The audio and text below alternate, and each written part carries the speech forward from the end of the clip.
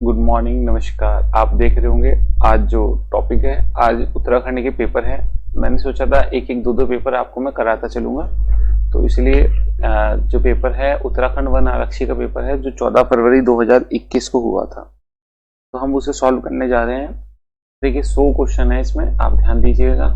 और 100 क्वेश्चन में से मैं आपको 20 हिंदी के पीछे करा चुका हूँ। हिंदी के क्वेश्चन में आपको जो हिंदी के क्वेश्चन डाल रखे हैं अलग से, यूके ट्रिपल एससी के हिंदी ऐसे प्लेलिस्ट में होगा, ट्रिपल एससी के हिंदी क्वेश्चंस, उसमें मैंने ये सारे क्वेश्चन करा रखे हैं हिंदी के, तो इसलिए हिंदी के मैं दोबारा नहीं कराऊंगा।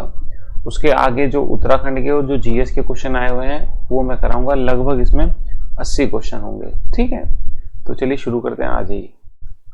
चलिए, क्या कह रहा उत्तराखंड में दुर्लभ वन्य जीवों की सुरक्षा हेतु किस स्थान को अभयारण्य के रूप में विकसित किया गया है, ये कह रहा है। तो वो कौन सी जगह है? वो है आपकी विंसर।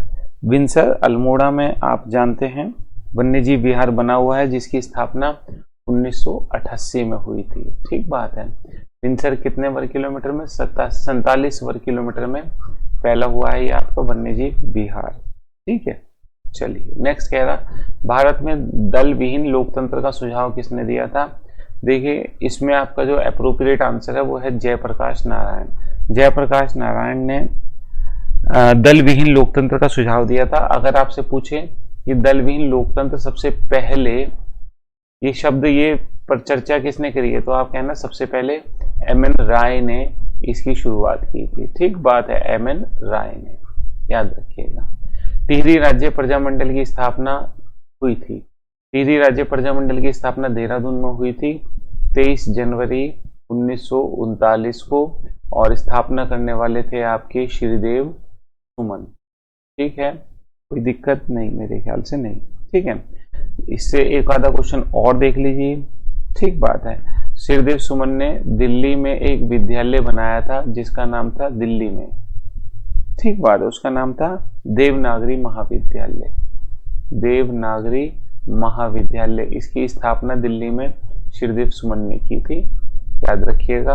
और इसके अलावा एक और क्वेश्चन है, 1937 में इनकी कविताओं का संग्रह था जो प्रकाशित हुआ था, कविताओं का संग्रह इन्होंने किया, उसका नाम था सुमन सौरभ।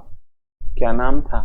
सुमन सौरभ, याद कर लीजिएगा। ठीक है, छोटे छोटे क्वेश्चन है, आप देखेंगे परीक्षा वाणी जब मैंने आपको पढ़ा रखी है तो वहां पे जितने क्वेश्चन करा रखे हैं वहां पे सारे क्वेश्चन मिलेंगे आपको ये, इसलिए मैं ज्यादा डिस्कस नहीं करूंगा। फिर आ गया भारतीय इतिहास का क्वेश्चन, किस शासक ने सोमपुर महाविहार का निर्माण कराया था? ये जो क्वेश्चन आया आपका इतिहास में पाल वंश से आया। बंगाल में पाल वंश होंगे 8वीं सदी में, तो वहां से ये क्वेश्चन आया है। ठीक बात है, तो सोमपुर महाविद्यालय की स्थापना आपके धर्मपाल ने की थी। धर्मपाल का काल होता है 770 से 810 ईस्वी। ठीक है, इतिहास का क्वेश्चन है ये।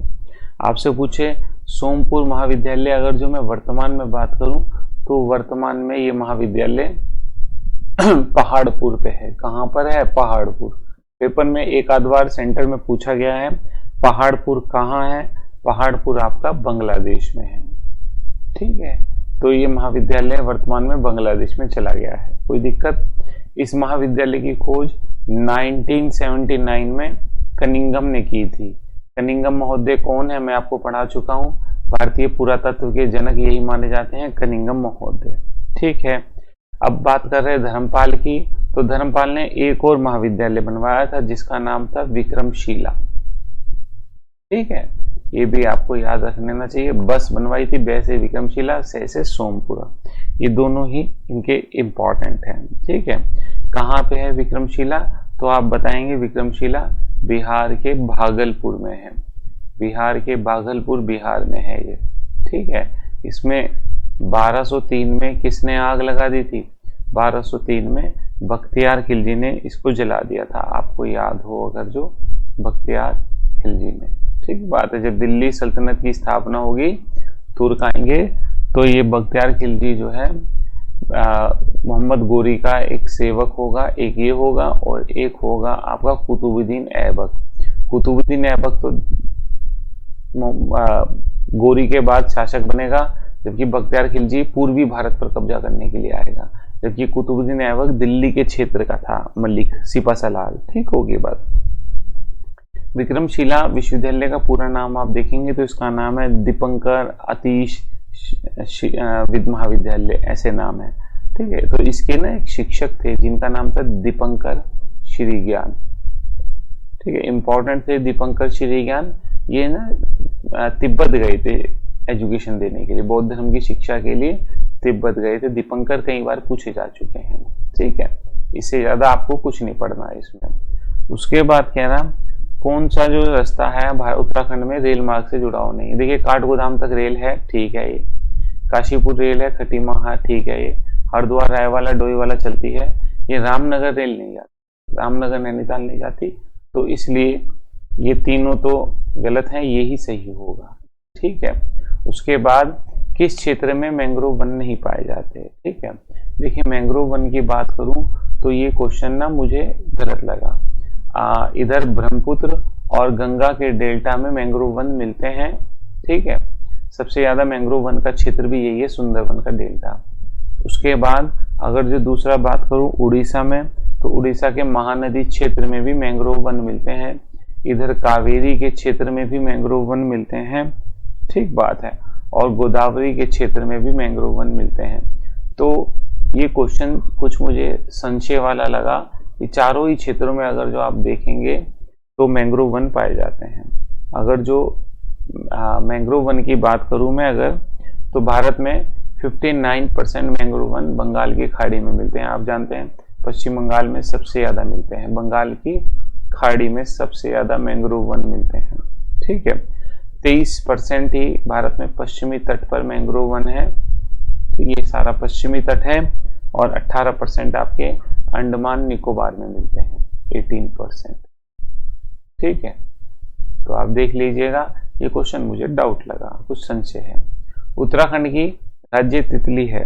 उत्तराखंड की राज्य तितली कौन बनी थी? कॉमन पीकॉक बनी थी, जिसे 2016 में आपके मुख्यमंत्री थे हरीश रावत, उन्होंने घोषित किया था। इसका नाम क्या होता है? इसका वैज्ञानिक नाम होता है पेपिलियो बाइनर। ठीक बात है, क्या होता है? पेपिलियो बाइनर होता है इसका वैज्ञानिक नाम। ये सब पढ़ा चुका हूं मैं आपको, राष्ट्रीय चिन्ह वाले चैप्टर में आपको मिलेगा। ठीक बात है, ये जो तितली है इसके पार्क आपके कहाँ पे है? आपके पार्क ये देहरादून और नैनीताल में तितली के पार्क भी बने हुए हैं। ठीक बात है, याद रखिएगा। चलिए आगे चलता हूं। कह रहा दालियो दा दगड़िया नामक गैर सरकारी संगठन की स्थापना किसने की थी? दालियो दा दगड़िया संगठन आप जानते हैं, चंडी प्रसाद भट्ट ने इस संगठन की स्थापना की थी। सब परीक्षावाणी पढ़ाई मैंने आपको उस वीडियो में, ये आपको सारे क्वेश्चन मिलेंगे। ठीक बात है, आप देखेंगे चिपको आंदोलन से पहले दालियो दा दगड़िया संगठन चंडी प्रसाद भट्ट ने बनाया। चंडी प्रसाद भट्ट को क्या क्या पुरस्कार मिले वो सब पढ़ा रखे हैं। फिर गोरा देवी भी पढ़ी हुई है, नारायण सिंह नेगी भी आपने वहां पढ़े हैं पर्सनैलिटी में, तो आप वहां ध्यान से पढ़िए, क्वेश्चन वहीं से आ रहे हैं सारे। उसके बाद कह रहा मौद्रिक नीति का उद्देश्य क्या है? ठीक है, मौद्रिक नीति का क्वेश्चन आया है, मैंने आपको बताया था। मौद्रिक नीति जो है कौन घोषित करता है? आरबीआई घोषित करता है। आरबीआई, ये मैंने इकोनॉमिक्स में पूरा डिटेल से पढ़ाया। हर 2 माह में मौद्रिक नीति की समीक्षा करता है आरबीआई। आरबीआई के लिए एक कमेटी बनती है, मॉनेटरी पॉलिसी कमेटी, जिसमें भारत सरकार के सदस्य और आरबीआई के सदस्य बैठते हैं और मॉनेटरी पॉलिसी की डिक्लेयर करते हैं। वहां देखिएगा आप, मैंने इकोनॉमिक्स में पढ़ा रखा है, 6 सदस्य होती है मॉनेटरी पॉलिसी कमेटी। तो मौद्रिक नीति का उद्देश्य क्या होता है? मुद्रा का प्रभाव बनाए रखना, आर्थिक विकास करना, मुद्रा की तटस्थता। ठीक बात है, आंतरिक मूल्य स्तर का स्थिरीकरण। ठीक है, ये सारी चीजें देखी जाती है। तो ये सारे काम होते हैं मौद्रिक नीति के द्वारा। ठीक बात है, मॉनेटरी पॉलिसी। उसके बाद मोलाराम की चित्रकला किसके लिए प्रसिद्ध है? मोलाराम की चित्रकला गढ़वाल चित्रकला है, आप जानते हैं। ठीक बात है, मोलाराम का सारा परिवार, मैं यहाँ डिटेल नहीं पढ़ा रहा, अगर जो मैं डिटेल पढ़ाने लगूंगा तो फिर यहाँ पर बहुत टाइम खराब हो जाएगा, आप कहीं और पढ़ेंगे ही नहीं।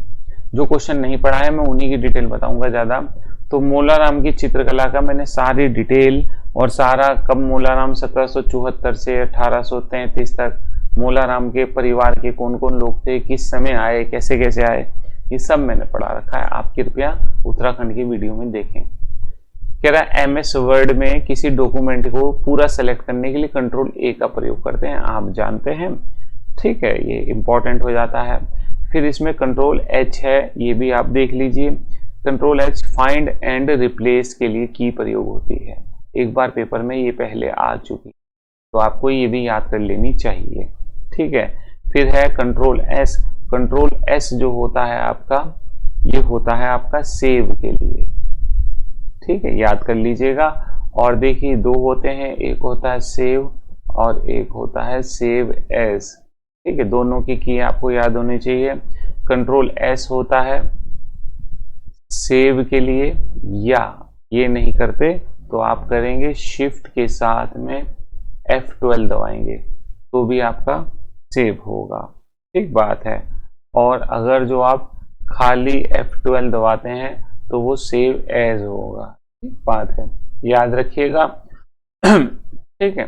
चलिए, लीसा किस पेड़ का जैव उत्पाद है? लीसा चीड़ के पेड़ से प्राप्त किया जाता है।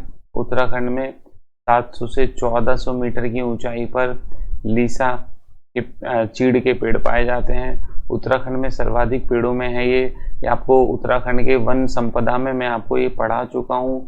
लीसा निकालने की विधि, टपकन विधि सारी बता चुका हूँ। 1890 से कब से लीसा निकल रहा है ये सब आप देखिएगा, पढ़ा चुका हूँ, ठीक है।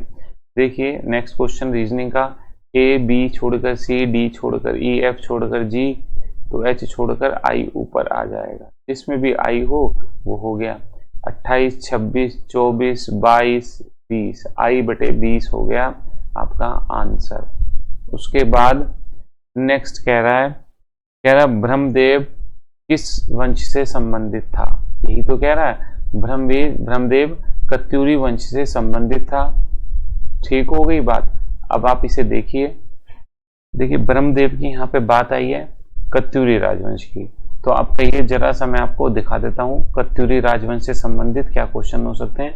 हम बात कर रहे हैं ब्रह्मदेव वही है जिसे जागरो में वीरम देव भी कहा गया है ना, तो जरा सा मैं डिस्कस कर लेता हूँ, आ जाइए आप। देखिए कत्यूरी राजवंश, ये रहा कत्यूरी राजवंश, ठीक है। आप देखिए कत्यूरी राजवंश, कुछ इतिहासकारों के अनुसार कत्यूरी राजवंश का संस्थापक वासुदेव था, किंतु इसके कोई ठोस सबूत नहीं मिलते। कुछ इतिहासकार मानते हैं, जरा सा देख लीजिए। चलिए, कह रहा बागेश्वर से त्रिभुवन राज का शिलालेख मिला है। चलिए ये भी अच्छी बात है। इसके अनुसार कत्यूरी राजवंश का संस्थापक बसंत देव था, तो इसे ही संस्थापक माना गया, याद रखिएगा।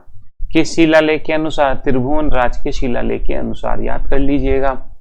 प्रमुख इतिहासकार एटकिंसन ने क्या बोला? एटकिंसन ने गजेटियर लिखा है ना, कत्यूरी राजवंश की स्थापना बसंत देव ने की थी, तो एटकिंसन भी यही कहते हैं, ठीक हो गई बात, कोई दिक्कत नहीं। चलिए, कत्यूरी शासन की जानकारी का स्रोत क्या है, आपसे ये पूछ ले तो स्थानीय लोक गाथाएं और जागरों में कत्यूरी राजाओं की जानकारी मिलती है, याद रख लीजिएगा, ठीक हो गया बात। चलिए, फिर गोलू देवता की जो कहानी है, गोलू देवता का संबंध भी कत्यूरी राजवंश से रहा है, ये भी आपको याद रख लेना है, ठीक है। गोलू देवता के पिता कौन थे? झाल राय देव थे, जो कत्यूरी के राजा थे। देखिए इंपॉर्टेंट क्वेश्चन हो गया, नहीं हो गया, याद कर लेना चाहिए आपको। मैं सारा पढ़ाऊंगा उसमें प्राचीन उत्तराखंड में, लेकिन आप यहाँ देखते चलिए, रिवीजन हो जाएगा। तो गोलू देवता भी कत्यूरी राजवंश से है, गोलू देवता के पिता झाल राय भी कत्यूरी राजा थे, ठीक है। गोलू देवता की माता का नाम रानी कलिंगा था, याद रखिएगा, ठीक हो गई बात। चलिए, गोलू देवता को ही कुमाऊं में चित्तई गोलू देवता के नाम से जाना जाता है। चित्तई गोलू देवता का मंदिर आप जानते हैं अल्मोड़ा में। तो हमने इस स्लाइड में क्या पढ़ा?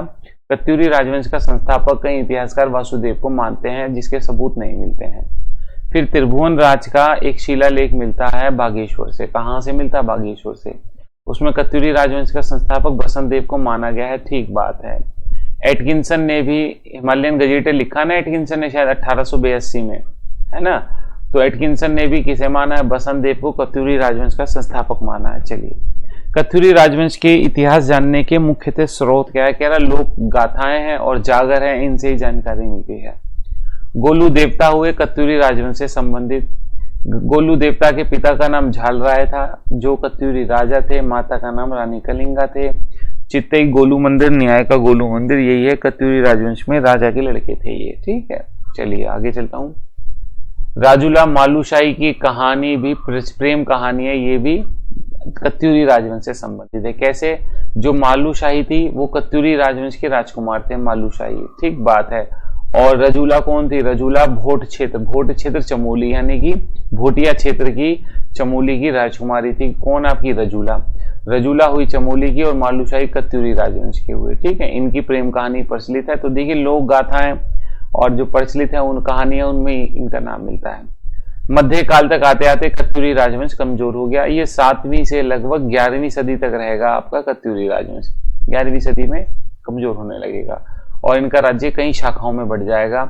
इनकी शाखाएं होंगी, एक तो कत्यूर का आसंती देव वंश, अस्कोट के रजवार, कत्यूरों की बैजनाथ शाखा, डोटी के मल, पाली पछाऊ शाखा, सीरा शाखा और सोर शाखा। ये अलग अलग शाखाओं में बढ़ गए कत्यूरी राजवंश। दोबारा देख लीजिए, आसंती देव वंश बढ़ जाएगा, अस्कोट के रजवार बढ़ जाएंगे, कत्यूर की बैजनाथ शाखा बढ़ जाएगी, डोटी के मल, पाली पछाऊ शाखा और सीरा शाखा, सोर शाखा पिथौरागढ़ के इलाके में चला जाएगा। तो आप देखिए अब इसमें जो इंपॉर्टेंट है ये पड़ जाती है कत्यूर की आसंती देव वंश। आ जाइए, आसंती देव वंश। आसंती देव आसंती देव ही कत्यूरी वंश की एक शाखा है, ठीक बात है, कत्यूरियों की एक शाखा है। आसंती राजवंश की स्थापना करने वाले आसंती देव थे, बिल्कुल ठीक बात है। चलिए, इनकी प्रारंभिक राजधानी तो जोशीमठ थी, बाद में ये रणचूला कोट ले गए थे कत्यूर घाटी में, ठीक बात है, याद रखिएगा, ये भी इंपॉर्टेंट हो जाता है। बहुत जानकारी नहीं मिलती इस वंश के बारे में। इस वंश का अंतिम शासक आपका ब्रह्मदेव था, यही आपका वीरमदेव है, वीरमदेव। अब हमारा क्वेश्चन क्या था? हमारा क्वेश्चन यही पूछा हुआ था कि ये ब्रह्मदेव या वीरमदेव कौन है? कत्यूरियों की ही शाखा आसंती देव वंश का अंतिम शासक था, ठीक बात है। आसंती देव वंश का अंतिम शासक कौन है आपका? यही है आपका ब्रह्मदेव, जिसे वीरमदेव कहते हैं, ठीक है। चलिए पूरा तो कर ले वहां।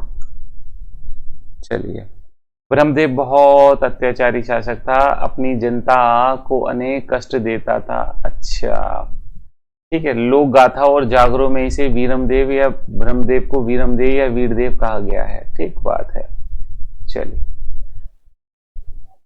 देखिए, कह रहा जिया रानी की लोक गाथा और मलफूजात तैमूरी यानी तुजू के तैमूरी, ठीक बात है। तैमूर की कथा है, तैमूर की कहानी मिलती है इसमें। इसके अनुसार तैमूर लंग ने जब आक्रमण किया था उत्तराखंड में 1398 में, तो हरिद्वार पर आक्रमण किया, तो उसका सामना इसी ब्रह्मदेव या वीरमदेव से ही हुआ था, इसी से हुआ था कत्यूरी राजवंश के, ठीक बात है। ब्रह्मदेव आसंती देव वंश का अंतिम शासक था, ठीक होगी बात। ये भी क्वेश्चन हो गया, ये बार बार यही आ रहा है। चलिए, जिया रानी की लोक गाथा के अनुसार जिया रानी को कत्यूरी राजवंश की राजमाता कहा जाता है। पूरा कर लेते हैं जब है। जिया रानी का बचपन का नाम था मोला देवी पुंडीर, ठीक बात है। जिया रानी को कुमाऊं की लक्ष्मीबाई के नाम से जाना जाता है, लक्ष्मी देवी, लक्ष्मीबाई, ठीक बात है। इनके पति का नाम भी क्या था? प्रीतम देव या पृथ्वीपाल था, और पिता का नाम था अमरदेव पुंडीर। तो जिया रानी के पिता कहाँ के राजा थे? हरिद्वार के राजा थे, ध्यान रखिएगा। चलिए, ये जिया रानी हो गई। जिया रानी के पति हो गए प्रीतम देव। प्रीतम देव के 3 पुत्र हुए, ब्रह्मदेव, धामदेव और धुलादेव, ठीक बात है। यही वो ब्रह्मदेव है, आप देख सकते हैं। कुछ इतिहासकार मानते हैं ब्रह्मदेव प्रीतम देव की बड़ी रानी के, 2 रानियां थी, तो बड़ी रानी के पुत्र थे आपके क्या नाम है? ब्रह्मदेव। रानी बाग का युद्ध तैमूर लंग में जिया रानी के बीच लड़ा गया, जिसमें जिया रानी की क्या हुई थी? पराजय हुई थी। देखिए है ना क्वेश्चन, ये भी इंपॉर्टेंट है। उसके बाद रानी बाग में ही जिया रानी का मेला लगता है, ठीक बात है, और यहीं पर जिया रानी के नाम की गुफा भी है, देख लीजिए, क्वेश्चन हो गया। चलिए, 1191 में नेपाल के राजा अशोक चल ने उत्तराखंड के कत्यूरी राज्य पर आक्रमण करके उसे क्षति पहुंचाई थी, और 1223 में नेपाल के राजा कराचल देव ने कुमाऊं पर आक्रमण करके कत्यूरी राजवंश को क्षति पहुंचाई थी। कत्यूरी राजवंश के पतन का एक कारण होगा ये भी, ठीक है। मैंने जितने क्वेश्चन बन सकते थे लगभग बता दिए आपको। चलिए पेपर में आता हूं। कह रहा है कि निम्नलिखित में से क्या सही है? बैडमिंटन का संबंध ड्रॉप सर्विस से है। हाँ, ड्रॉप सर्विस बैडमिंटन से है, ठीक है, याद कर लेना चाहिए। खेल शब्दावली दी है। उसके अलावा एक क्वेश्चन जो हमें याद कर लेना चाहिए चलिए वो है इसमें पिचर शब्द दे रखा जो पेपर में बहुत बार आता देखा गया है। पिचर, पिचर शब्द का संबंध किससे आपसे पूछेगा तो आप बताइएगा बास्केटबॉल से है। ठीक बात है, पिचर शब्द का संबंध बास्केटबॉल से है, इसे आप उठा लीजिएगा, इंपॉर्टेंट क्वेश्चन है। चलिए नेक्स्ट चलता हूं। कह रहा अलकनंदा नदी का उद्गम कहां से है? बताइए, अलकनंदा नदी का उद्गम सतोपंत ग्लेशियर से है। ठीक है, कई बार आपको पढ़ा चुका हूं, नदियों के चैप्टर में सारा पढ़ा रखा है। फिर ये पिंडारी और कफनी ग्लेशियर कहाँ है? पिंडारी और कफनी ग्लेशियर आपके बागेश्वर में है। बागेश्वर में पिंडारी, कफनी, मैकतोली और सुंदर ढूंगी, यहीं पर ये 4 ग्लेशियर आप याद कर लीजिए। ये 4 ग्लेशियर किसके हैं? ये 4 ग्लेशियर आपके बागेश्वर के हैं। पिंडारी, कफनी, मैकतोली, सुंदर ढूंगी, काम चल जाएगा। उत्तराखंड की प्रादेशिक भाषा में भूकंप के बारे में जन जागरूकता हेतु फिल्म कौन सी बनी? डांडी काठी की गोद मां, यह फिल्म बनी थी उत्तराखंड की जनभाषा मतलब कुमाऊनी में बनी हुई है ये फिल्म। ठीक है, याद रखिएगा। फिल्में मैं आपको परीक्षा वाणी का एक चैप्टर पढ़ा चुका हूं, कला वाला, उसमें ये सारे क्वेश्चन पढ़ा चुका हूं। भारतीय संविधान के अनुसार किस अनुच्छेद में न्यायिक पूर्णावलोकन की शक्ति दी गई है? ये मैं आपको जब क्वेश्चन कराए संविधान के वहां भी बताया, अनुच्छेद 13 में। अनुच्छेद 13 क्या कहता है? न्यायिक पूर्णावलोकन का मतलब होता है संसद या विधायिका, ठीक है, कोई कानून बनाए। ठीक है, अनुच्छेद 13 में कहा गया है अगर वो मौलिक अधिकार का जिस सीमा तक हनन करेगा वह शून्य होगा। ठीक बात है, ये कहा गया है, याद रखिएगा। और कौन करेगा इसकी व्याख्या? इसकी व्याख्या सुप्रीम कोर्ट को दिया गया है, अधिकार आप जानते हैं। उत्तर प्रदेश में पृथक पर्वतीय राज्य परिषद का गठन 1973 में हुआ। पहले 1967 में पर्वतीय राज्य परिषद बनी, फिर उसका नाम पृथक पर्वतीय राज्य परिषद हो गया 73 में। आपको संगठन में परीक्षा वाणी में सारे पढ़ा चुका हूं, आप एक बार पढ़ रहे होंगे तो सारे क्वेश्चन हो जाएंगे। चरक संसद सदस्य था। चरक किसके दरबार का? चरक कनिष्क के दरबार का था। ठीक है, देखिए मैं आपको बता दूं, क्या नाम है, हमारे यहाँ पे कुषाण वंश हुआ। कौन सा वंश हुआ? कुषाण वंश। आप उसके क्वेश्चन देख लीजिए, आपके इतिहास की क्लास चल रही है, वहां पर भी जल्दी आने वाला है। ठीक है, कुषाण वंश। इसका संस्थापक था सबसे पहले तो कुजूल कडफिस।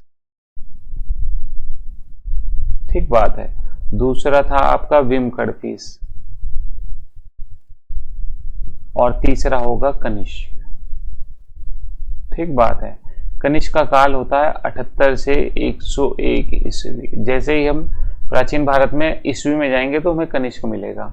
कनिष्क के दरबार में 4 थे विद्वान जिन्हें हमें याद करना चाहिए। ए वचन, ए से था अश्वघोष। ठीक बात है। वै से था वसुमित्र, च से था चरक और न से था नागार्जुन। ठीक बात है, आप जानते हैं। तो आप देख सकते हैं एक किताब लिखी अश्वघोष ने जिसका नाम है बुद्ध चरित्र। बुद्ध चरित्र किसने लिखी? अश्वघोष ने। इसे बौद्धों की रामायण भी कहते हैं। ठीक, बौद्ध रामायण। कोई दिक्कत? मेरे ख्याल से तो कोई दिक्कत नहीं होनी चाहिए, आप देख सकते हैं। चलिए, तो आप देख लिए कनिष्क के दरबार में था। और कुषाणों के और क्या क्वेश्चन बैठते हैं आप वो समझ लीजिए। सर्वाधिक शुद्ध सोने की मुद्रा इन्हीं की है, सोने के सिक्के। ठीक बात है। और यही वह काल है, कनिष्क का काल, जब भारत का विदेश व्यापार स्वर्ण युग कहलाता है। विदेश व्यापार में क्या था? व्यापार वाणिज्य के लिए स्वर्ण युग यही काल है। ठीक बात है, याद रखिएगा। चलिए, इससे ज्यादा कुछ नहीं, चलते आगे चलते हैं। कौन सा दून उत्तराखंड का भाग नहीं है? देखिए, बाटा दून नहीं है, बाटा दून तो नहीं है कुछ भी। कोटा दून और पतली दून है। आप जानते हैं घाटियां हैं ये, ठीक है, जिन्हें पश्चिम में दून और पूर्व में द्वार कहते हैं। ये आपका नैनीताल की घाटियां हैं। ठीक बात है। हरकीदून आपका कहाँ है, ये आपका उत्तरकाशी में है। ठीक है, सब पढ़ा हुआ है आपने। पृथ्वी के गोल होने के कारण 180 डिग्री देशांतर को क्या नाम दिया गया है? 180 डिग्री देशांतर का मतलब है अंतरराष्ट्रीय तिथि रेखा। ठीक है, ये आपका ग्लोब है। ठीक बात है, 180 डिग्री, ये सेंटर 0 डिग्री है, इसी तरह से 180 डिग्री भी होगा पीछे इसके। 180 डिग्री को अंतरराष्ट्रीय तिथि रेखा कहते हैं। मैं आपको दिखाता हूं, आइए देखिए। जो ये 180 डिग्री अंतरराष्ट्रीय तिथि रेखा है, आप मैप में देखिए ये है, ये 180 डिग्री अंतरराष्ट्रीय तिथि रेखा है, ये गुजर रही है। ये आपका जो पार्ट है, ये आपका रशिया का पार्ट हो गया, और ये अलास्का का पार्ट है। कौन सा पार्ट है? अलास्का वाला। और ये आपका रशिया वाला, रूस वाला पार्ट है। यहाँ पे गुजर रही है 180 डिग्री अंतरराष्ट्रीय तिथि रेखा। ठीक बात है। आपके यहाँ पे क्वेश्चन सबसे पहले आप देख लीजिए। अंतरराष्ट्रीय डेट लाइन का निर्धारण 1884 में एक सम्मेलन हुआ था, जिसका नाम था वॉशिंगटन सम्मेलन। उसमें इसे अंतरराष्ट्रीय तिथि रेखा तय किया गया था। ठीक है, कोई दिक्कत तो नहीं। चलिए, उसके बाद अंतरराष्ट्रीय तिथि रेखा का क्वेश्चन आता है कि इसे कितनी बार मोड़ा गया? 3 बार मोड़ा गया है। क्यों मोड़ा गया है 3 बार? देखिए, ये डेट लाइन है, इसके इधर डेट अलग है और इसके इधर डेट अलग है। अगर ये एक देश से गुजर जाएगी तो देश में 2 डेट हो जाएगी, 2 सप्ताह हो जाएंगे, सप्ताह चेंज हो जाएंगे, तो इससे बड़ी दिक्कत आती है। तो इंटरनेशनल डेट लाइन को एडजस्ट करने के लिए क्या किया गया है? इसे समुद्र से गुजारा गया है, तो इसलिए 3 बार मोड़ा गया है। 3 बार कहाँ मोड़ा गया? एक बार ये देखिए यहाँ पर मोड़ा गया है, ये 75 डिग्री अक्षांश है, अक्षांश इसकी तरफ को पूरब में मोड़ा गया है। ठीक बात है, पूर्व की तरफ मोड़ करके देखिए, यहां से अगर जो ये सीधी आ जाती तो ये रशिया को काट देती, तो इसलिए इसे ये मोड़ करके ये गुजारा गया पूर्व की तरफ। पूर्व की तरफ मोड़ करके ये यहां से गुजर रही है, इसे कहते हैं बेरिंग जल संधि। क्या कहते हैं? बेरिंग जल संधि है ये। ठीक है, ये अलास्का और रूस के बीच में है बेरिंग जल संधि। ठीक बात है। फिर बेरिंग जल संधि से ही पश्चिम की ओर मोड़ दिया गया है, आप देख पा रहे होंगे।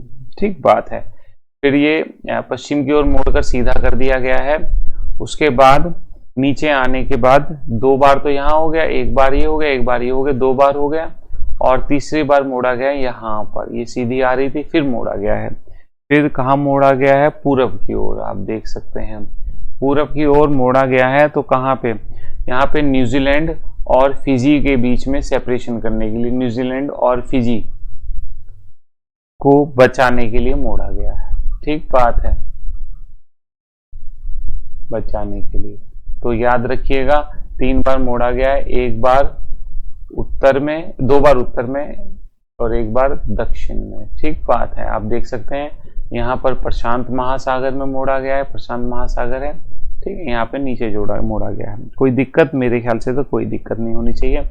और यही है 180 डिग्री देशांतर। ठीक है, इसलिए इसे समुद्र से गुजारा गया, इसे 1884 में स्वीकार किया गया था। चलिए आगे चलता हूं। आगे क्वेश्चन है, राष्ट्रीय शीत जलीय मत्स्य पालन शोध केंद्र कहाँ है? यही तो है।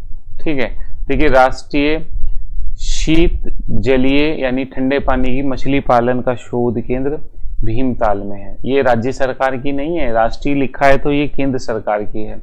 ये 1987 में स्थापित हुआ था। ठीक बात है, आप जानते हैं, मैं आपको उसमें पढ़ा चुका हूँ, ये जो परीक्षा वाणी में पढ़ा है। इंस्टीट्यूट भारतीय कृषि अनुसंधान संस्थान है, आप जानते हैं ना, ICAR कहते हैं जिसे, भारतीय कृषि अनुसंधान संस्थान।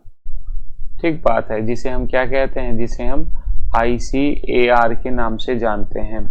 ठीक है, जो कहाँ पर है? जो आपका दिल्ली में है। ठीक है, उसी की एक इकाई है ये। ठीक है, किसकी इकाई है? भारतीय कृषि अनुसंधान संस्थान की इकाई है, याद रखिएगा। ठीक है, चलिए आगे चलता हूं 1987 का। उसके बाद नेक्स्ट कह रहा है मुद्रास्फीति में मुद्रा का मूल्य। मैं आपको इकोनॉमिक्स में पूरा डिटेल से पढ़ाया, मुद्रास्फीति, मुद्रा संकुचन। मुद्रास्फीति का मतलब है मुद्रा की आपूर्ति ज्यादा, ठीक बात है, यानी कि तरलता ज्यादा। अब तरलता ज्यादा है तो मुद्रा का मूल्य जो है वो क्या हो जाएगा, कम हो जाएगा। ठीक है, वही लिखा हुआ है, मुद्रा का मूल्य कम हो जाएगा। ठीक बात है, मुद्रा संकुचन में इसका उल्टा हो जाएगा। सोंग नदी किसकी सहायक नदी है? सोंग नदी गंगा की सहायक नदी है। ऋषिकेश के पास ये गंगा में मिल जाती है और ये आपकी मसूरी से आ रही है उतर कर। ठीक बात है, याद रखिएगा। माउस के 2 बटन होते हैं, बिल्कुल ठीक बात है। इस तरह से होता है माउस, बीच में इस तरह से सेपरेशन होता है माउस का। ठीक बात है, इसे कहते हैं राइट क्लिक और ये होता है लेफ्ट क्लिक। और यहाँ पे एक बटन होता है जिसे कहते हैं स्क्रॉल बटन। क्या कहते हैं? स्क्रॉल। इसमें आप स्क्रीन को ऊपर नीचे करते हैं स्क्रॉल करने के। ठीक होगी बात, आप देख सकते हैं। कह रहा है गढ़वाल विश्वविद्यालय की स्थापना 1973 में हुई। पूरा पढ़ा चुका हूँ परीक्षा वाणी में। गढ़वाल विश्वविद्यालय की स्थापना कब हुई? कुमाऊं विश्वविद्यालय भी 1973 का है। ठीक है। राकेश की 3 पुत्रियां हैं, प्रत्येक पुत्री का एक भाई है। देखिए ये हो गया राकेश, इसकी 3 पुत्रियां, डॉटर 1, डॉटर 2 और डॉटर 3। प्रत्येक का एक भाई है। अगर मैं कहूँ राकेश का एक सन है तो इसका भी एक भाई हो गया, इसका भी एक भाई हो गया, इसका भी एक भाई हो गया। तो परिवार में कितने हो गए? देखिए 3 और 4 और 5 सदस्य हो गए। ठीक है, याद रखिएगा, ध्यान दीजिए। उत्तराखंड में स्पर्श गंगा अभियान, आप जानते हैं 2009 में गंगा स्वच्छता दिवस मनाया गया। 17 दिसंबर 2009 को मुख्यमंत्री थे निशंक, उनके द्वारा शुरू किया गया। मैं आपको पढ़ा चुका हूँ एनवायरमेंट के चैप्टर में सारा ये। 10वां ब्रिक्स सम्मेलन देखिए ब्रिक्स सम्मेलन तो अब हो ही नहीं रहे, आप जानते हैं, क्योंकि लास्ट जो है 2020 में हुआ, जो रशिया में होना था लेकिन वर्चुअल हुआ। ठीक है, तो इसलिए इसका तो क्वेश्चन अभी कुछ देखते नहीं। हमें क्या देखना चाहिए? हमें देखने चाहिए ब्रिक्स के क्वेश्चन। तो मैं आइए ब्रिक्स के क्वेश्चन बता देता हूँ। हालांकि मैं इकोनॉमिक्स में जो ऑर्गेनाइजेशन की वीडियो डाली उसमें सारा पढ़ा चुका हूँ, फिर भी देख लेते हैं। ब्रिक्स की स्थापना 2009 में हुई। देखिए जब ये 2009 में हुई तो साउथ अफ्रीका इसका मेंबर नहीं था, ये ब्रिक था। ठीक होगी बात। 2010 में साउथ अफ्रीका इसका सदस्य बना और 2011 में चीन के सानिया में बैठक हुई जहां पर इसने भाग लिया, तो ये ब्रिक जो है ब्रिक्स हो गया 2011 में। उत्तराखंड पीसीएस में ये क्वेश्चन पूछा था। मेंबर 2010 में बना था लेकिन सम्मेलन में 11 में हुआ, तो आयोग ने 11 को सही माना था। ठीक बात है। अब इंपॉर्टेंट क्वेश्चन देख लीजिए।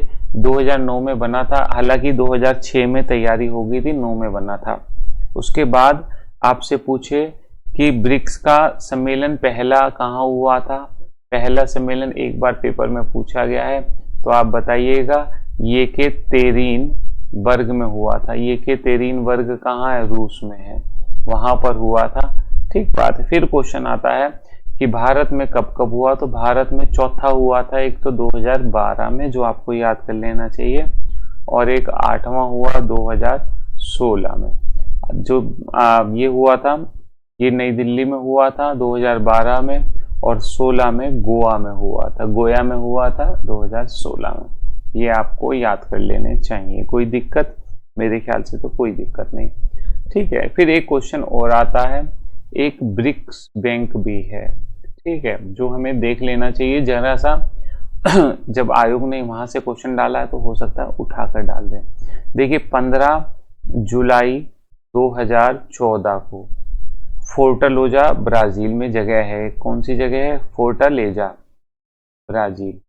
वहां पर सहमति बनी कि भाई ब्रिक्स सदस्यों का बैंक बनाएंगे, और बैंक का नाम क्या है? न्यू डेवलपमेंट बैंक है बैंक का नाम। ठीक बात है, बैंक का नाम न्यू डेवलपमेंट बैंक है। तो फोर्टालेजा में इसकी सहमति बनी, फिर इसकी स्थापना हुई, तो हेडक्वार्टर इसका बना चीन में। ठीक बात है। और इसके पहले महासचिव कौन बने? तो पहले महासचिव बने आपके भारत के वी कामत। ठीक बात है। ब्रिक्स बैंक का एक क्वेश्चन आपको देता हूं, उत्तराखंड पीसीएस में आया था।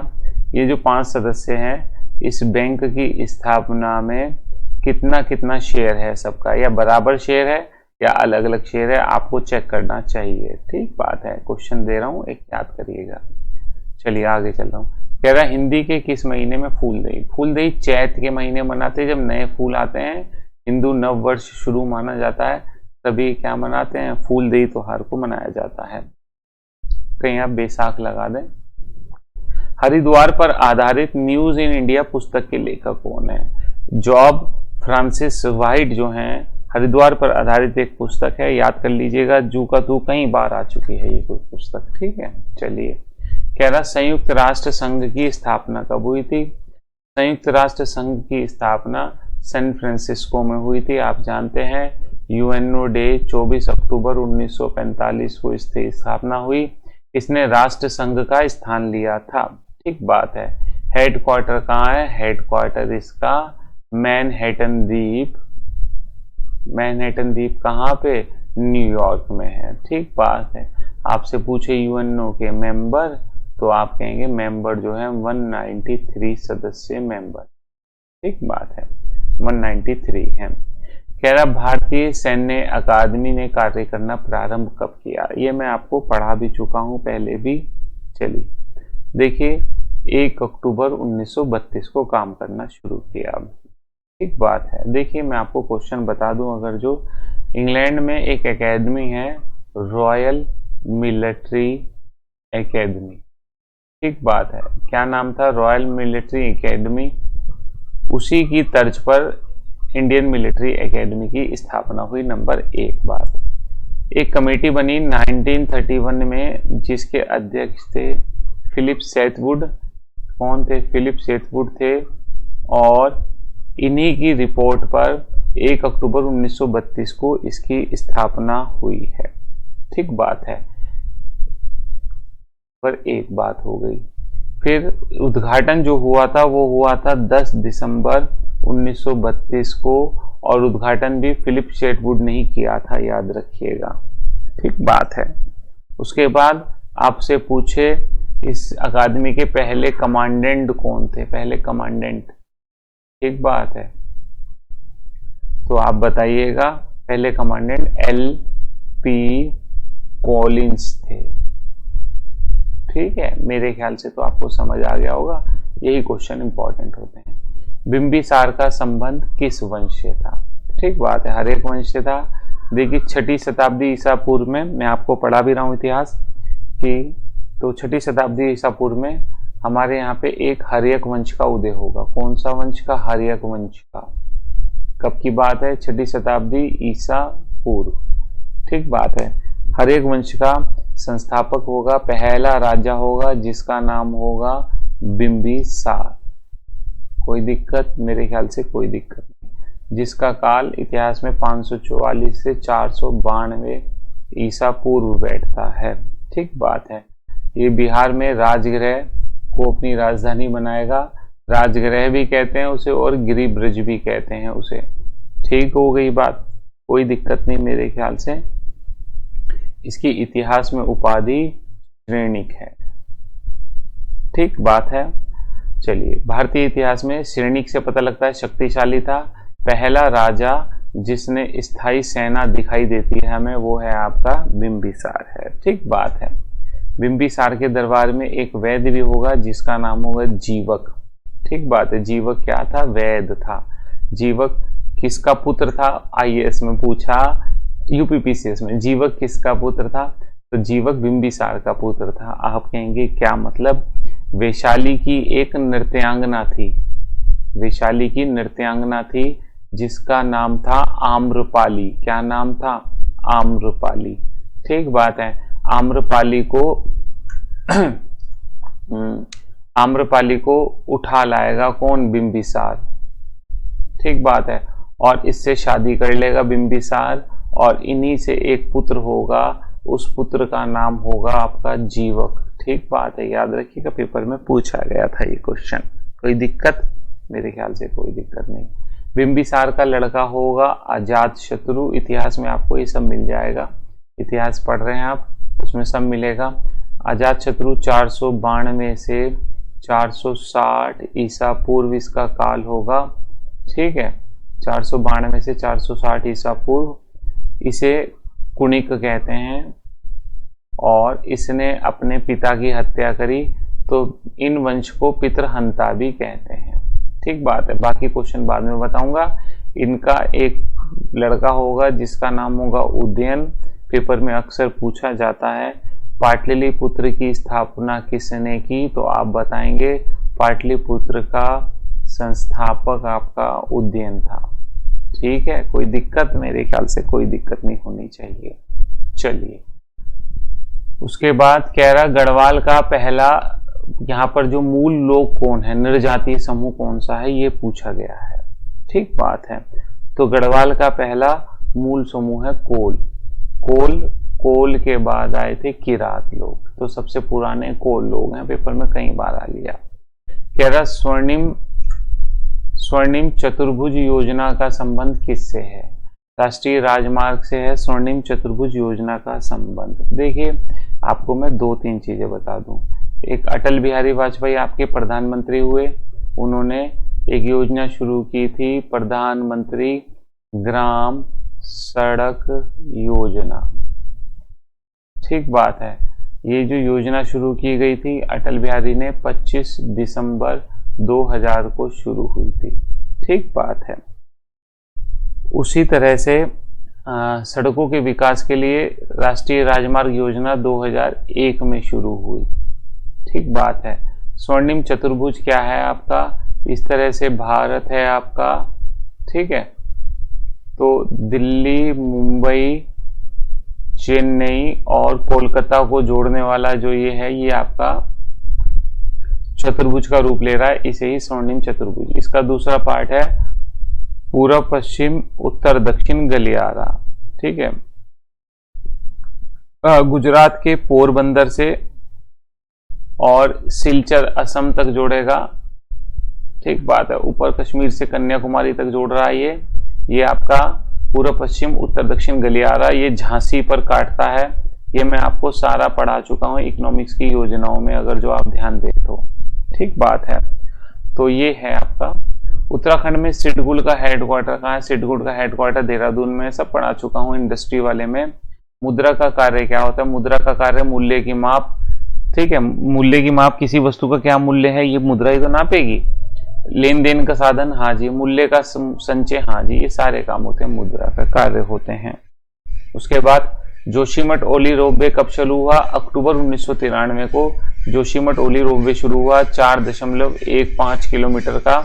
मैं आपको पढ़ा चुका हूं परीक्षा वाणी के वीडियो में।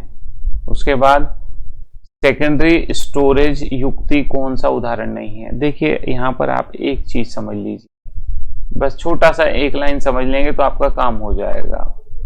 एक में तो डाटा अस्थायी रूप से स्टोर होता है और एक में डाटा स्थायी रूप से स्टोर होता है। यानी कि आपने कंप्यूटर की पावर बंद की, डाटा उड़ जाएगा। तो अस्थायी रूप से किस में होता है, आपके कंप्यूटर में कैशे मेमोरी होती है नहीं होती? आपकी कंप्यूटर में रैम होती है या नहीं होती? तो ये अस्थायी मेमोरी होती है। और स्थायी मेमोरी कौन सी होती है? हार्ड डिस्क होती है नहीं होती? सीडी, डीवीडी है ना, ब्लू रे डिस्क, फ्लोपी, ये सारों में डाटा जो है आपने स्टोर कर दिया तो इसमें स्टोर रहेगा, आप जानते हैं। तो जिसमें टेम्परेरी डाटा स्टोर होता है उसे कहते हैं आपका प्राथमिक मेमोरी। तो प्राथमिक मेमोरी वो कौन सी होती है? प्राथमिक मेमोरी होती है या वोलेटाइल मेमोरी। अस्थायी का मतलब वोलेटाइल। तो कोरा कौन सी सेकंड स्टोरेज नहीं है? तो सेकंड स्टोरेज रैम नहीं है, रैम तो प्राथमिक है, प्राइमरी है रैम, है ना। और ये सारी की सारी सेकेंडरी है, इनमें डाटा परमानेंट स्टोर रहता है। आप कंप्यूटर स्विच ऑफ कर देंगे, डाटा नहीं उड़ेगा जब तक आप नहीं उड़ाएंगे। ठीक बात है, तो याद रखिएगा प्राइमरी और सेकेंडरी। स्थायी मेमोरी आपकी सेकेंडरी होती है, ठीक है, और अस्थायी मेमोरी आपकी प्राइमरी होती है। कोई दिक्कत? मेरे ख्याल से कोई दिक्कत नहीं। नेक्स्ट, ब्रिटिश गढ़वाल की राजधानी श्रीनगर से पौड़ी का 1840 में अंग्रेजों ने श्रीनगर के स्थान पर पौड़ी को अपनी राजधानी बनाया था, आप जानते हैं। ठीक है, इससे ज्यादा और क्या देखेंगे आप, श्रीनगर का एक आधा क्वेश्चन और देख लेते हैं अगर जो आप चाहें तो। चलिए देखिए, श्रीनगर जो है 1803 की बाढ़, भूकंप और बाढ़ में क्या हो गया था, तहस नहस हो गया था।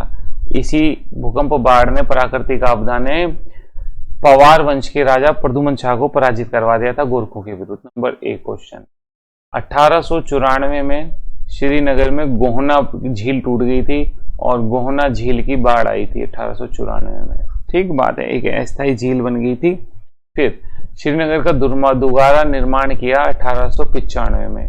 तो किसने डिजाइन किया, जयपुर की तर्ज पर इसका मास्टर प्लान बनाया आपके A.K. पो ने। श्रीनगर का मास्टर प्लान बनाने वाले यही हैं डिजाइनर। ठीक होगी बात, याद रखिएगा। दिए गए विकल्पों में कौन सा असंगत है। देखिए 7 का क्यूब करेंगे तो ये आएगा, 8 का क्यूब ये नहीं आएगा, तो इसीलिए यही आपका असंगत है। बाकी 6 का भी आएगा, 9 का भी आएगा। कह रहा उत्तराखंड में कौन सा वन का प्रकार नहीं पाया जाता है। देखिए उष्ण सदाबहार, शीतोष्ण पतझड़ नहीं पाए जाते उत्तराखंड में, है ना।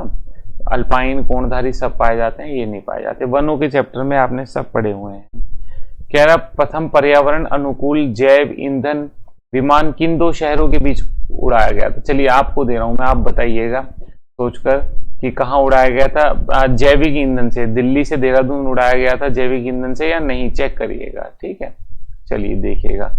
विर्थी जलप्रपात कहाँ पे है। विर्थी जलप्रपात पिथौरागढ़ में है, सारे पढ़ चुके हैं आप नदी जलप्रपात में। ये उत्तराखंड में सबसे कम वन क्षेत्र कहाँ पे है, तो कौन से जिले में सबसे कम वन क्षेत्र, उधम सिंह नगर में है। देखिएगा, पढ़ा चुका हूं वन वाले चैप्टर में, जो सेंसस वाला है उसमें। अल्मोड़ा मुद्राएं किस राजवंश से, अल्मोड़ा मुद्रा कुणीद राजवंश से है। ये सब पढ़ा दिया है। उत्तराखंड का प्राचीन इतिहास की वीडियो अपलोड करूंगा, वहां सारी डिटेल है इसकी। संसद के दोनों सदनों की संयुक्त बैठक कौन करता है। लोकसभा अध्यक्ष करता है। संयुक्त बैठक 108 में होती है और अध्यक्षता करेगा लोकसभा अध्यक्ष, वो 118 में है। ये मैं आपको पढ़ा चुका हूं, जो आपके संविधान के क्वेश्चन सॉल्व कराएं उसमें। नेक्स्ट, कह रहा निम्नलिखित में से कौन सी झंगोरा, झंगोरा खरीफ की फसल है। ये भी आपको मैं उत्तराखंड परीक्षा वाणी के फसलों के चैप्टर में पढ़ा चुका हूं। खरीफ की धान, मक्का, जवार, बाजरा वाला। 1916 में भारतीय राष्ट्रीय कांग्रेस का लखनऊ अधिवेशन हुआ था, उसके अध्यक्ष कौन थे, अंबिकाचरण मजूमदार। लखनऊ अधिवेशन का महत्वपूर्ण क्या है, इसका इतिहास में महत्व, एक तो गरम और नरम दल एक हो गए थे। ठीक बात है, एक हुए, जो 1907 में सूरत में अलग हुए थे। ठीक बात है, ये एनी बेसेंट के प्रयासों से हुआ था। ठीक बात, तिलक, एनी बेसेंट, इनके प्रयासों से। और क्या महत्व है लखनऊ अधिवेशन का, इसमें कांग्रेस और मुस्लिम लीग भी एक हो गई थी, जो 1909 के पृथक निर्वाचन से अलग हो गई थी। ठीक बात है, अलग हुई थी। और ये हुई थी कांग्रेस मुस्लिम लीग का एकीकरण जिन्ना के सहयोग से हुआ था। किसके सहयोग से, जिन्ना के प्रयास से। उसके बाद कुमाऊं परिषद के प्रथम अध्यक्ष कौन है। ठीक है, देखिए कुमाऊं परिषद का बार बार क्वेश्चन आ रहा, तो पहले अध्यक्ष थे जयदत्त जोशी। अब कहें तो मैं कुमाऊं परिषद के बारे में आपको जरा सा बता दूं, ठीक है, क्योंकि परीक्षा की दृष्टि से इंपॉर्टेंट होता है। आप ये मत सोचिएगा कहां से क्वेश्चन आएगा, आप जितना कराऊं उतना आप याद रखना है आपको। ठीक बात है। चलिए देखिए, सबसे पहले आपसे पूछे कुमाऊं परिषद की कल्पना किसने की थी, तो आप कहिएगा कल्पना तो भाई साहब 31 मार्च 1908 का, ठीक है, अल्मोड़ा अखबार ने कल्पना की थी। ठीक बात है, किसने की थी कि ऐसी कोई परिषद होनी चाहिए जो उत्तराखंड की समस्याओं को उठा सके, तो अल्मोड़ा अखबार ने सबसे पहले इसकी कल्पना की थी। ठीक बात है। उसके बाद स्थापना हुई 30 सितंबर 1916 को। कहां पे हुई थी, इसकी हुई थी मझेड़ा में, मझेड़ा अल्मोड़ा में। ठीक हो गई बात। और इस आप देख सकते हैं मझौड़ा में संस्थापकों में प्रमुख रूप से नाम आता है नारायण दत्त छिपाल का मुख्य रूप से नाम आता है। ठीक हो गई बात, कोई दिक्कत? मेरे ख्याल से तो कोई दिक्कत नहीं होनी चाहिए। अब प्रथम अधिवेशन हुआ 1917 में, ठीक है, पहला अधिवेशन। और पहले अधिवेशन के जो अध्यक्ष थे आप देख सकते हैं वो थे आपके जयद अल्मोड़ा में हुआ और जयदत्त जोशी थे पहले अधिवेशन के अध्यक्ष। ठीक बात है। चलिए उसके बाद दूसरा अधिवेशन सेकंड, मैं यहां लिख रहा हूं सेकंड हुआ आपका 1918 में। ये हुआ था आपका हल्द्वानी में, ठीक है। वो थे आपके तारा दत्त गैरोला। कोई दिक्कत? मेरे ख्याल से कोई दिक्कत नहीं होनी चाहिए। फिर आपका थर्ड अधिवेशन हुआ 1919 में। ठीक बात है। ये कहाँ हुआ? ये हुआ आपका, पहले दोनों कुमाऊं में हुए थे, अब हो रहा है कोटद्वार में। कोटद्वार में कौन है? बद्री दत्त जोशी। ठीक हो गई बात, आप जानते हैं। ये जो तीसरा अधिवेशन है इसके महत्वपूर्ण बिंदु क्या है? जंगलात कानून इसी में पास किया गया था। ठीक बात है। जंगलात प्रस्ताव जो है पेश किया गया था, इसमें लोगों के जंगल पर अधिकार हो तो प्रेम वल्लभ पांडे ने प्रस्तुत किया था। ये है ना, किसने प्रस्तुत किया था? प्रेम वल्लभ पांडे ने। तो आपको याद रखना चाहिए। ठीक बात है। और इसी में कुली बेगार का प्रस्ताव भी आया था। कौन सा प्रस्ताव आया था? कुली बेगार का प्रस्ताव भी आया था। और ये किसने प्रस्तुत किया था? ये आपका मथुरा दत्त नैथानी ने किया था। आपको याद कर लेना चाहिए, इंपॉर्टेंट है। ठीक है। फिर ये तीसरा सम्मेलन जो है हिंदू मुस्लिम एकता के रूप में जाना जाता है। हिंदू मुस्लिम एकता के रूप में कौन सा सम्मेलन जाना जाता है? यही जाना जाता है। आपको याद कर लेना चाहिए। ठीक बात है। और आपसे पूछे कुमाऊं में हिंदू मुस्लिम एकता का प्रतिनिधि किसे माना जाता है? तो बद्री दत्त को कुमाऊं में हिंदू मुस्लिम एकता का प्रणेता या आप कह लीजिए नेतृत्वकर्ता माना जाता है, प्रणेता माना जाता है। ठीक होगी बात। चलिए उसके बाद आप जानते हैं तीसरे सम्मेलन में ही बल दिया गया। तो इसी सम्मेलन के प्रयास से नायक सुधार समिति की स्थापना भी हुई थी। ठीक बात है। आपसे पूछे नायक सुधार समिति की स्थापना हुई थी, नायक जाति में सुधार को लेकर के, वो इसी सम्मेलन में बल दिया गया था। तो जिसकी बैठक नवंबर 1919 में हुई नैनीताल में। ठीक है। तो तीसरा सम्मेलन हो गया। फिर चौथे सम्मेलन पे आता हूं। चौथा सम्मेलन हुआ 1920 में। कहां पर हुआ? ये हुआ आपका काशीपुर में और इसके अध्यक्ष थे हरगोविंद पंत। ठीक बात है, याद रखिएगा। फिर आपसे पूछेगा पांचवा कब हुआ? तो आप कहेंगे पांचवा हुआ 1923 में। ये हुआ टनकपुर में, टनकपुर चंपावत में। ठीक बात है। और यहाँ पे अध्यक्ष थे बद्रीदत्त पांडे। ठीक है। उसके बाद छठा सम्मेलन हुआ 1926 में। ठीक है, गनियाधोली में।